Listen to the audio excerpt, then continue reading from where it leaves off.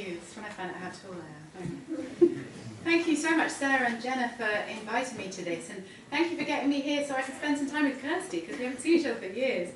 This is really lovely. Now, I thought I was going to have to persuade you that poetry could also be fiction of a kind, but luckily I don't have to, because you've already done that so few. I thought they might be mutiny. So I'm going to read you a combination of some poems and some very short stories. But first I want to start with something that I actually wrote specially for tonight, for the Black Friday theme, and I didn't think I was going to do it. And then I was out walking on Friday and it started coming, as it does. So I only really did the last line tonight, so who knows, this is kind of the first draft. It's called What Will I Say? I bought you on Black Friday. You didn't know. You just kept on doing what you'd always done, whistling, the washing up, going to work. You didn't know I owned you. Every now and then I'd get out the receipt, read it over, put it back. I don't know if it made a difference to our relationship. It had been so easy, click of a button. All through the Christmas holiday, I watched you and wondered if somehow you felt it. A man crossed the street towards me, carrying a metal bed frame. We might have collided if either of us wasn't concentrating, following the rhythm. And the woman on the bike, who could have swerved, but didn't. I sold you on January 10th. I don't know who bought you. They were anonymous, no clue as to gender, location, or why they'd even want you. One day, during some stormy argument, I imagine I will tell you about those weeks, that time when you were completely mine. I'll get out the receipt if it hasn't faded, and I will hold it up, and your face will fall in a way I won't have ever seen before. And you will say, why? Why did you sell me? What will I say? What will I say? It's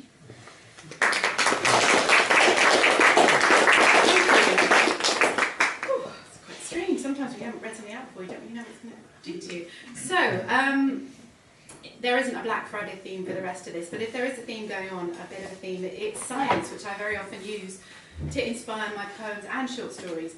And now I have no paper in front of you because I'm going to perform two poems, and I'm very new to poetry. I've been writing short stories for about 15 years, and poetry's only been for about the last few years. And I was terrified of the line break. I didn't understand it. I would go to poetry workshops and I would shout, "What is the line break?" And I think that was quite annoying. But about a year and a half ago, I started to get it, and now I'm very much in love with the line break. But the problem is, I get thrown when reading poems with line breaks. Even my own work, I can't do it. It seems I can only recite them, which frankly is a bit terrifying, but it's also quite an interesting thing. So I'm going to give you two poems. This one was inspired by an article from New Scientist, and it's called Honey. Bears, who when awake are not, become diabetic, it seems, as they hibernate.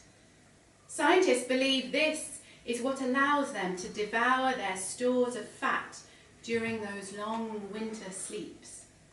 Do they dream of test tubes and reagents? Is there, on the tongue of every sleeping bear, the faintest hint, growing day by day, of sweetness?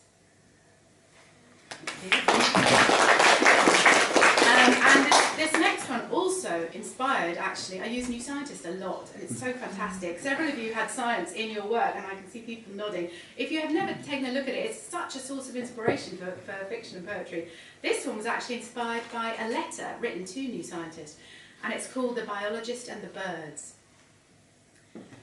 It is her bedroom window the birds fly into, trying to get through. It happens only in daylight, but she worries in the night after gently burying so many fallen bodies. It seems to stop after she moves her full-length mirror to another corner of the room. Perhaps it was the apparent patch of sky the birds were so frantic to beat their wings in. Science has no answers. Sometimes she sits on the edge of the bed for hours in the morning silence, waiting.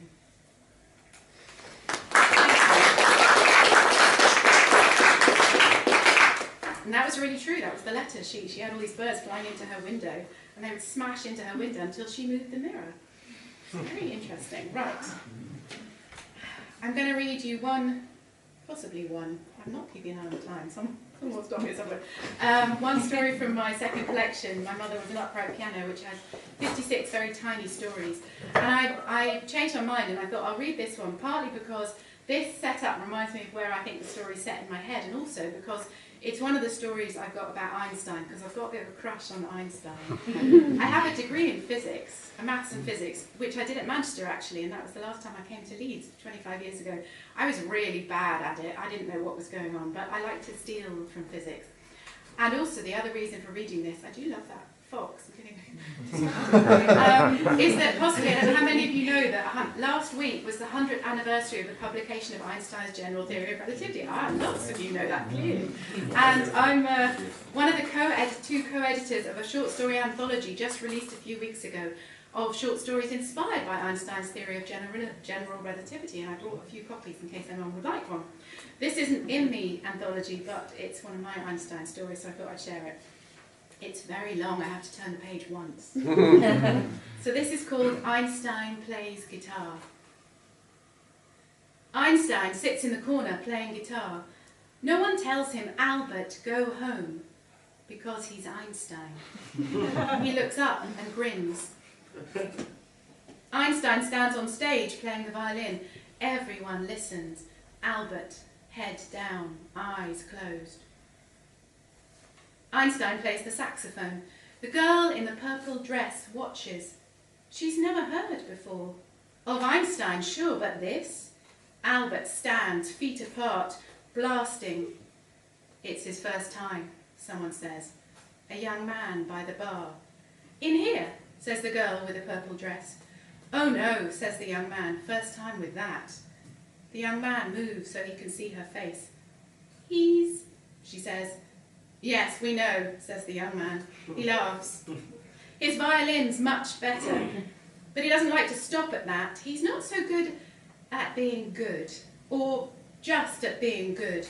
Tomorrow night it might be, well, who knows?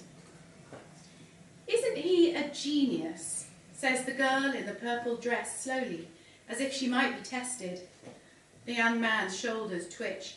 At some things, sure, he says, pulling out a cigarette. At some things. But he hasn't cracked this yet. A yowl from the stage as Albert hits a high note far too sharp.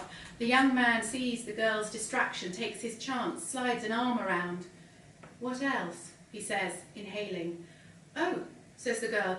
I don't know, is there something else? I could tell you, says the young man, who has learned a part or two about the world. On stage, Einstein puts the instrument down, gets out a handkerchief to wipe the sweat. A woman in the crowd shouts something. Albert nods his head, smiles, picks up the sax. The girl in the purple dress follows him, moving off the stage, then loses sight. Was that German? She says to the young man, watching the way he smokes, like movie stars. Yeah, says the young man, and laughs, as if this is the best he's ever given. He laughs so much, the girl in the purple dress inches away. The young man doesn't see, or if he does, he knows another trick for this. Einstein plays the piano. The bartender unlocked it for him. Albert found the scales, trilled up, then down. The bartender washed and wiped, trying not to hear. The bartender thought instead about his wife, how she hated what he did, how he smelled of beer, cheap beer, even though he never drank. A crash from the stage. Albert's head is on the keys. The bartender can hear him muttering to himself. Why doesn't he stick with what he knows, wonders the bartender, counting that night's change reserve. The girl in the purple dress has brought a friend. The young man, smoking, watches them across the room. The friend annoys him. Something about how she wears just red, bright, screaming red. He won't speak to them, not tonight. Einstein is warming up. Albert stands on stage, this time with his violin. He slides the bow up and down, down and up. The crowd are not yet listening, not seriously. but every single one knows who he is, why he is, and where. When Albert starts to play, the girl in the purple dress at first hears something scratchy, but then, as she leans back, sips her orange juice, the notes come into her as if they are a broadcast just for one. "This is it," she murmurs, but her friend, bored, is watching a young man smoking by the bar. On stage, Einstein moves from one melody to another, easy as light slipping between worlds. His mind is quiet. Albert plays on, watched and listened to. Even the bartender stops washing glasses just to hear it.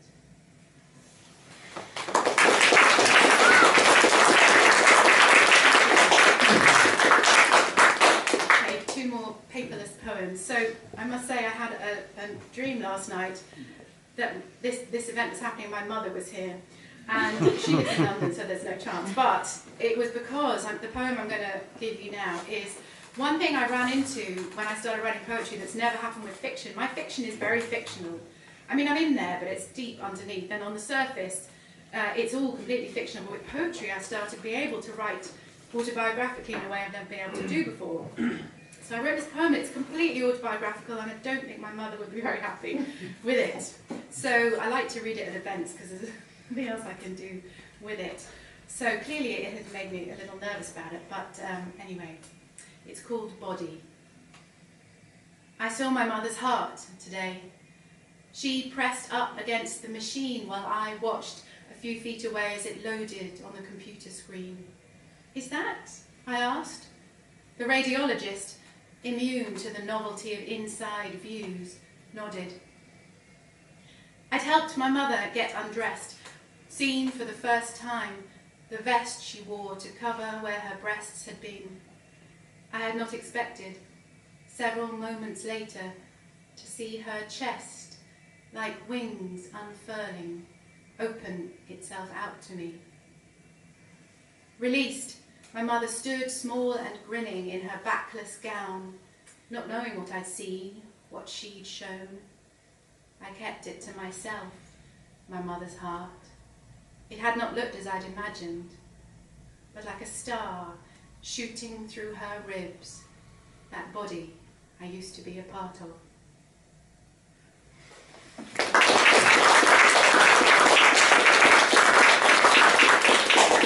So the dangers of writing autobiographically. And this one, I very often, as I was saying, I take inspiration from New Scientist articles, and this poem was inspired also by a New Yorker article, which I then collided with a New Scientist article, so collisions are something I really like doing, and it's called What the Choreographer Knows About Flight. Early humans used to sleep in trees, and our nightmares of falling may be some ancient protective mechanism beds have not yet overridden. The choreographer calls her dancers action heroes, has them fall and fall and fall again.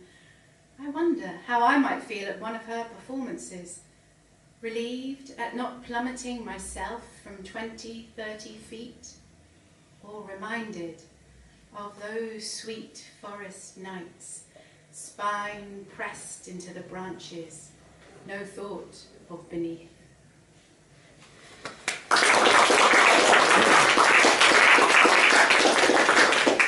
Relief to get back to a piece of paper. I'm going to finish with this story, which also is inspired by science, and is inspired by the year I spent as writer-in-residence in a biochemistry lab. And there is an opportunity for audience participation if you'd like to, and you'll know when it comes. No pressure, but you'll know. And I wrote this for Radio 4, and they had me reading it with sound effects, which was totally fantastic. So this is called The Party. We get to the party. We say hello to our hosts. We take off our coats. The party is crowded. We fight our way through to the kitchen. We load our plates with food. We sit in a corner. There are a lot of people. There are mathematicians and physicists, experimentalists and theoreticians. There is an elderly but still lively Nobel Prize winner. We are not mathematicians. We are not physicists. When someone asks what we do, we swallow our food and we say, biochemists. They are polite, they nod, but they change the subject. They talk about a film they have seen or the decor of the kitchen. We nod, we talk politely too, even though we have not seen that film. At a certain point, there is music, quite loud from the other room. We place our plates on the side and move into the hallway. We see people dancing, mathematicians, physicists, theoreticians and experimentalists, and the elderly but still lively Nobel Prize winner. We look at each other and then we sneak up the stairs. We find the room where the coats are kept and we sit on the bed. We hold hands. We hear someone coming up the stairs. We wonder about hiding, but it is too late. She comes into the room. Here they are, she calls to someone behind her. Come, she says to us, come. And she takes our hands, pulls us up from the bed. We look at each other. We do not understand, but she gives us no choice. Here they are, she cries as she leads us back down the stairs. I have them, she says, as she pushes us gently into the other room, where the music is loud, where everyone is dancing. Someone turns down the music, and everyone is looking at us, swaying and smiling. They open up a space, and there we are, in the middle of the room, surrounded by everyone, smiling, swaying. We look at each other. We grip hands. We do not understand. The woman who brought us down here, who took us from the coach room and brought us, says, will you please give us some of your words, your biochemistry words?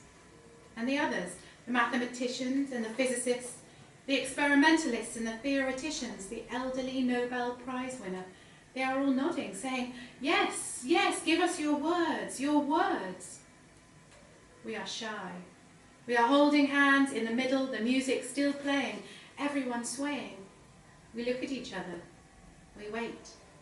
Is this real, we think? Do they really want this? And then we do it. We begin, we say, DNA. DNA, they all say, DNA, DNA. Then we say, lymphocyte.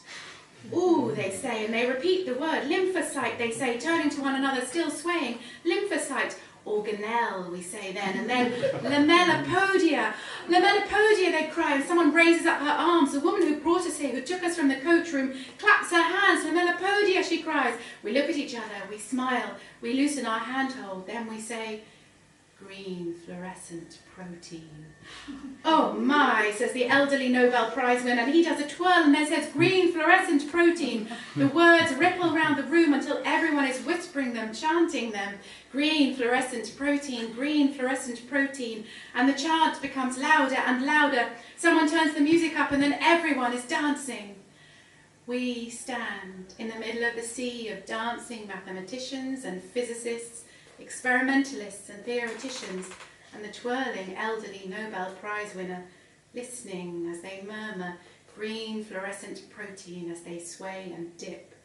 We stand and we smile and smile.